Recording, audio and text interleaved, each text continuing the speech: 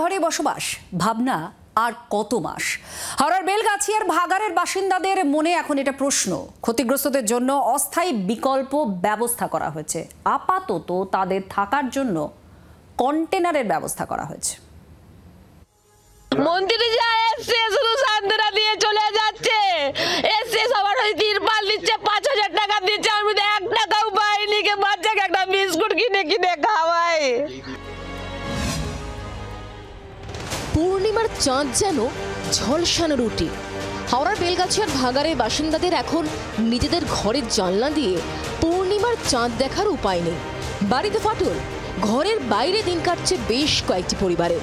বিপত্তির কারণে খুব বেশি ক্ষতিগ্রস্তদের জন্য অস্থায়ী বিকল্প ব্যবস্থা।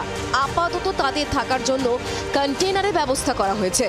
বেলগাছিয়া ভাগাড়ের যে সমস্ত বাসিন্দারা রয়েছেন তারা বাড়িতে অনেকেই থাকতে পারছেন না, তার কারণ তাদের বাড়িতে ফাটল ধরেছে, বিপজ্জনক অবস্থায় রয়েছে। যে কোনো মুহূর্তে সেখানে থাকলে বড়সড় দুর্ঘটনা আবার ঘটতে পারে।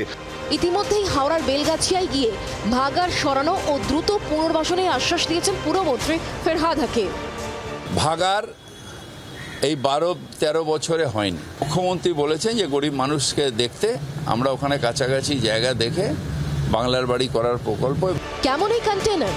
বেলগাছিয়া ভাগাড় সংলগ্ন এলাকার বাসিন্দারা যারা ক্ষতির মুখে পড়েছেন, অর্থাৎ যাদের বাড়িতে ফাটল ধরেছে, তাদেরকে অন্যত্র সরিয়ে নিয়ে যাওয়ার জন্য প্রশাসনের তরফ থেকে ব্যবস্থা করা হয়েছে। রিলিফ সেন্টারে পাঠানোর পাশাপাশি তাদের আরও ভালোভাবে থাকার জন্য নিয়ে আসা হয়েছে এরকমই কন্টেনার। আমি সেই কন্টেনারের মধ্যেই রয়েছি।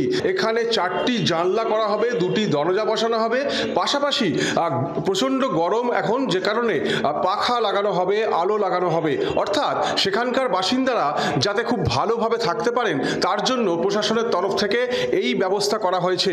এবং যেটুকু জানা যাচ্ছে যে খিদিরপুর থেকে এই কন্টেনারগুলো নিয়ে আসা হয় এখানে, এবং বেলগাছিয়া সংলগ্ন একটি স্থানীয় ক্লাবের মাঠেই সেই কন্টেনারগুলো রাখা হয়েছে। এবং পরপর 7টি কন্টেনার ঠিক এভাবেই রাখা রয়েছে। ভাগাড় নিয়ে রাজনীতি বিস্তর হয়েছে। রাজনীতি পাশে সরিয়ে আপাতত কন্টেনারে অসহায় পরিবারগুলি মাথা গোঁজার ঠাঁই। স্থায়ী মাথার ছাদ তৈরির ভাবনা প্রশাসনের।